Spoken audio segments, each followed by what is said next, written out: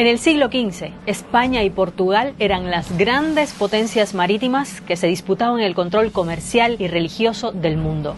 Cuando Cristóbal Colón volvió de su primer viaje a América, empezó una pelea entre los dos reinos, arbitrada por la Iglesia Católica para ver quién tenía el derecho sobre esos territorios. Tras duras negociaciones, acordaron repartirse el globo. Trazaron una nueva línea que dividía las zonas de navegación del Océano Atlántico y del llamado Nuevo Mundo en el histórico Tratado de Tordesillas. En él se decía que todo lo que quedaba al este de la línea divisoria pasaba a manos de la corona portuguesa y lo que quedaba al oeste a manos de la corona castellana. Es por ese acuerdo que cuando el navegante luso Pedro Álvarez Cabral llegó a la actual costa de Bahía en 1500, Brasil cayó bajo control de Portugal.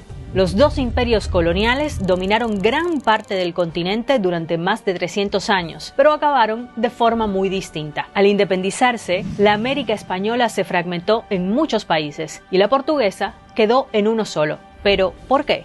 Para entender los distintos rumbos que tomaron Brasil y el resto de América Latina, es importante hablar a grandes rasgos de las diferencias entre los dos imperios a partir de mediados del siglo XVIII. La primera es la organización de los territorios y las consecuencias que tuvo. Para facilitar el control de Brasil, Portugal había separado la colonia en dos. Esa división fue pensada para integrar más el interior de Brasil al comercio portugués de ultramar. Las corrientes del Océano Atlántico hacían que desde Maranhão fuera más rápido navegar hasta Lisboa. Además, Brasil estaba dividido en capitanías generales, cuyos centros de poder se concentraban principalmente en ciudades costeras como Río de Janeiro, Salvador de Bahía y Recife. Era relativamente fácil viajar de una a otra comparada con el Imperio Español, y eso facilitaba que hubiese relación entre las élites políticas y en los distintos puntos de poder. La América Española, en cambio, era mucho más extensa y la forma en la que estaba dividida, incluso geográficamente,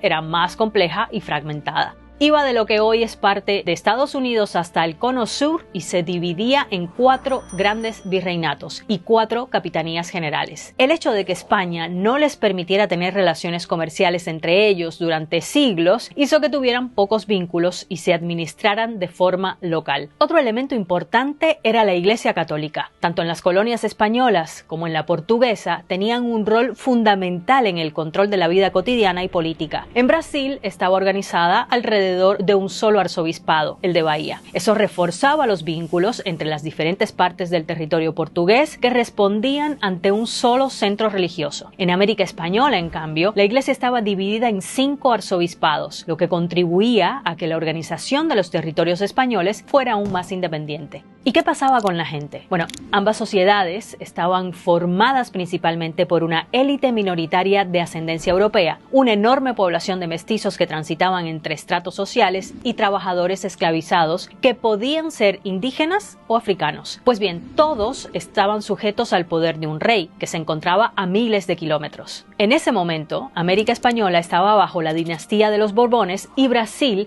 bajo la de Braganza.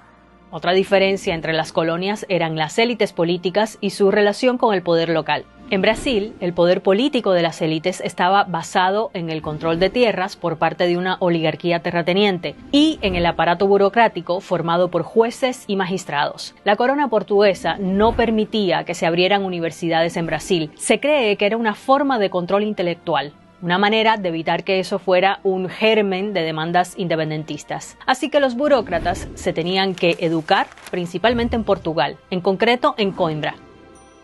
El hecho de que todos estudiaran en la Universidad Portuguesa ayudó a tejer relaciones entre las élites locales brasileñas y cimentó su identificación con la metrópoli. Aunque los nacidos en Portugal, los llamados reinões, solían ocupar los cargos más altos de la administración pública, en el siglo XVIII ya no había tanta distinción entre ellos y los brasileños, los nacidos en la colonia. En el pasado la relación entre estos dos grupos había sido tensa, pero lo que contribuyó a esa integración fue el hecho de que la corona hizo decretos para ampliar el acceso de los brasileños al poder político local. Y eso es importante porque fue justamente lo contrario de lo que ocurrió en Hispanoamérica. Allí la distinción social entre las élites era mucho más marcada. Por un lado estaban los peninsulares, que venían de España y eran la minoría que ocupaba altos cargos políticos y administrativos. Por el otro estaban los españoles nacidos en América, los llamados criollos. Muchos eran terratenientes, ganaderos o comerciantes, y ya a mediados del siglo XVIII eran los que tenían el poder económico. A pesar de eso, ocupaban los puestos más bajos en la administración. Se sentían discriminados porque, aunque también eran españoles y tenían recursos, no estaban involucrados en los asuntos gubernamentales de más alto nivel. Esta percepción empeoró tras las reformas de Carlos III, que buscaban recrudecer la política centralista de España en las colonias. Algunos de los cambios impulsados por este rey Borbón supusieron la reestructuración de la administración colonial y la subida de impuestos en América. Uno de los motivos es que España sufría una profunda crisis económica y necesitaba dinero para financiar las guerras contra otras potencias como Inglaterra.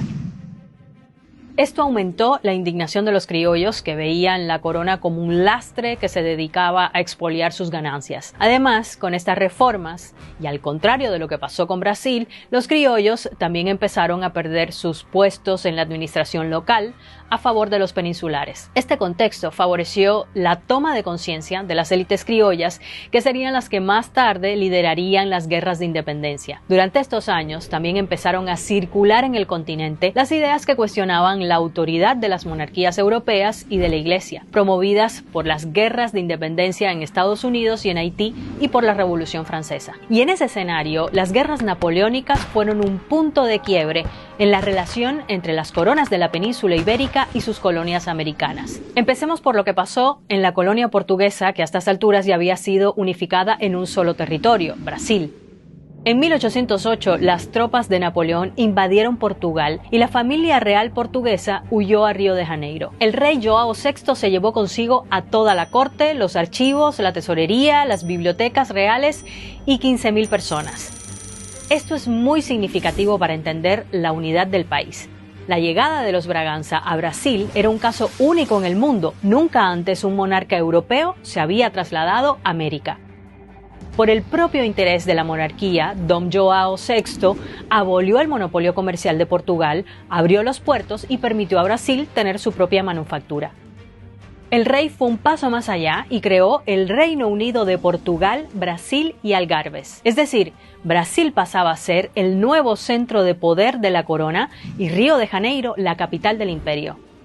Ahí se instalaron grandes instituciones como el Consejo de Estado y la Corte Suprema, entre otras. También se abrieron las primeras universidades. Con el fin de la dominación francesa en Portugal, empezaron revueltas que pusieron presión a Dom João para que regresara a Lisboa y estableciera una monarquía constitucional. Así lo hizo. En 1821 dejó a cargo a su hijo, el príncipe regente Dom Pedro. Pero las cortes portuguesas ponían presión para que Brasil volviera a su estatus original de colonia y exigían el regreso de Don Pedro por miedo a que liderara un movimiento independentista. Pero las batallas contra los portugueses ya habían comenzado en Pernambuco en 1821 y Don Pedro terminó por desafiar a las cortes y declarar la independencia de Brasil en 1822. Esta fue quizás la principal razón por la que Brasil llegó unificado a su ruptura con Portugal. La independencia se consiguió con la participación de la misma familia real portuguesa, que ya tenía una corte e instituciones establecidas en la colonia y había reprimido revueltas de las élites locales que en los años anteriores habían intentado pedir más autonomía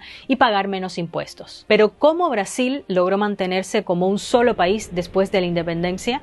Brasil era el país del mundo con más esclavos y la reciente independencia de Haití, que había estado liderada por esclavos, asustaba a parte de las élites. El establecimiento de una nueva monarquía central, con Don Pedro I como emperador, era una forma de mantener el orden público ante una potencial revuelta. Durante el imperio hubo rebeliones que buscaban separar partes de Brasil o convertirse en repúblicas, pero para la corona fue más fácil reprimirlas, ya que las élites locales no las apoyaban completamente por miedo de que un desorden social les quitara el poder. O sea, tener el país unificado bajo un único gobierno en aquel momento hizo que las élites lograran mantener sus privilegios y la estructura de la esclavitud. Bueno, ¿y cómo impactó la invasión napoleónica a Hispanoamérica? Napoleón Bonaparte también invadió España en 1808. El rey Carlos IV y su hijo, Fernando VII, abdicaron a favor del general francés, y Napoleón cedió el trono a su hermano, que se coronó como José I. Pero en las colonias, la élite criolla no reconoció al nuevo monarca francés. Esto dejó un vacío de poder en las colonias que los criollos aprovecharon para crear sus propios gobiernos locales, las llamadas juntas de gobierno, y promover movimientos emancipatorios. Así es como en 1809 empezó una oleada independentista y la región entró en un largo y complicado proceso de fragmentación. A diferencia de los vecinos brasileños, estos territorios no tenían una experiencia compartida de gobierno. Además, ninguno de los nuevos centros de poder que surgieron durante esta época, como México o Buenos Aires, tenían poder militar para reunir todo el territorio bajo su liderazgo. Cuando Fernando VII regresó al poder en 1814, intentó someter otra vez las colonias a la corona española en lugar de garantizar la autonomía que habían conseguido después de años de autogobierno. La decisión de Fernando VII profundizó el resentimiento de las élites criollas y le dio más fuerza a los movimientos pro independencia. Las guerras de independencia fueron conflictos armados complejos que durarían muchos años, pero bueno, este tema daría realmente para otro video. A pesar de la división que vivió la América española, también hubo proyectos unionistas, pero estos fracasaron. Desde la Gran Colombia, formada por las actuales Colombia, Ecuador, Venezuela y Panamá, y liderada por Simón Bolívar, hasta las Provincias Unidas del Río de la Plata, que querían una monarquía bajo un rey europeo, una propuesta que nunca se concretó. Este territorio se separaría en partes que hoy son Argentina, Paraguay, Uruguay y Bolivia. En Brasil, el periodo imperial, que vino después de la declaración de la independencia, fue marcado por intentos de crear todo un imaginario de identidad nacional y reprimir violentamente los movimientos que fueran en contra. En América hispanohablante acabarían surgiendo 18 estados. El último en nacer sería Panamá en 1903. Las independencias de las colonias de España y Portugal en las Américas fueron solo el principio de un proceso de consolidación que continuaría hasta el siglo XX, dando lugar al mapa político, económico y cultural que conocemos hoy.